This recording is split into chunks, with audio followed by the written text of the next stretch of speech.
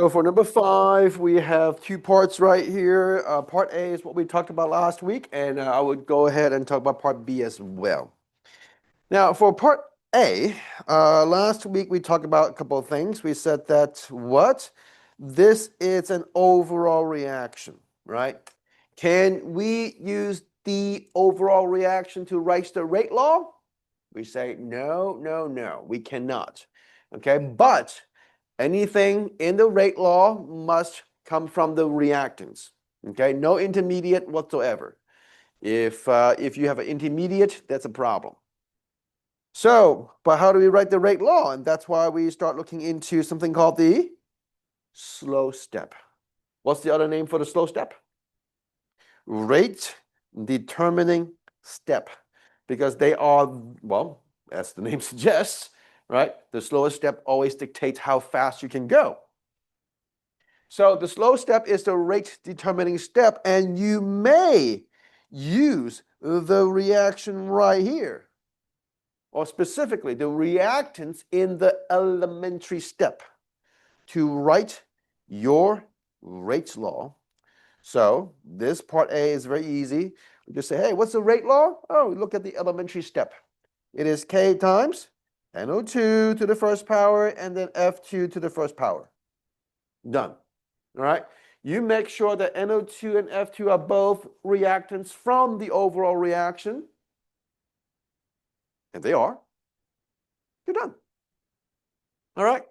So let's go ahead and move on to part B and do the same thing. We say, hey, where is the slow step? Slow step is right here. And let's go ahead and write the rates law based on this particular reaction.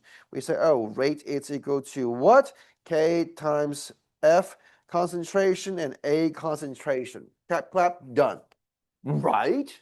And we say, well, what's the problem?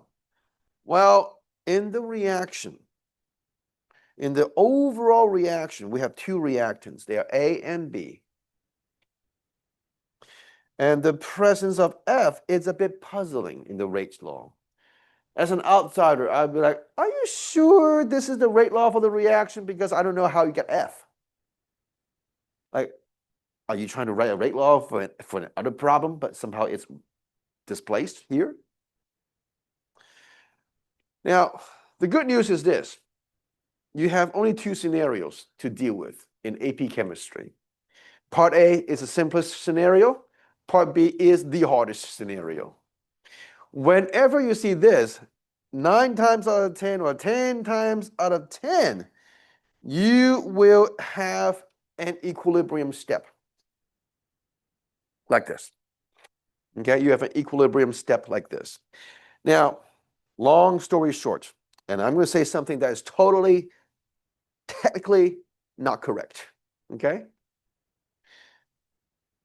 For the most part, if you know there's an equilibrium reaction, you may go ahead and treat it like this, okay? And I said this, technically this is not a correct presentation, okay? And let me go ahead and use this very opportunity to explain what equilibrium is. Did your teacher talk about equilibrium? All right, now, this is my first ever talking about equilibrium, and this is also my first warning to you. If you do not understand, and if you cannot tell me the definition of equilibrium, you will suffer the entire second semester. Are you ready? What's the definition of equilibrium?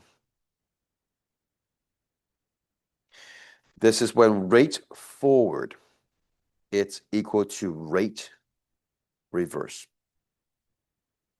A lot of people, when they say, when they try to describe equilibrium without this understanding, they would say, oh, I think something is equal. Is it the concentration being equal? No, it's the rate being equal. So that's kind of the reason why we can write this, okay? And because the concentration of F is equal to concentration of A and B. So we can simply replace the concentration of F with this. And our final rate law, it's going to be concentration of A squared times concentration of B. So then we say, oh yeah, it's second order in respect to A. Oh yeah, by the way, I also want to make sure that you understand the language right here. If I have this rate law, there are a few things we can say. This is second order in respect to A. It is first order in respect to B. And the overall order is third order. You just add all those orders together. So make sure you understand the terminology, the phrasing of these orders. Cool? All right.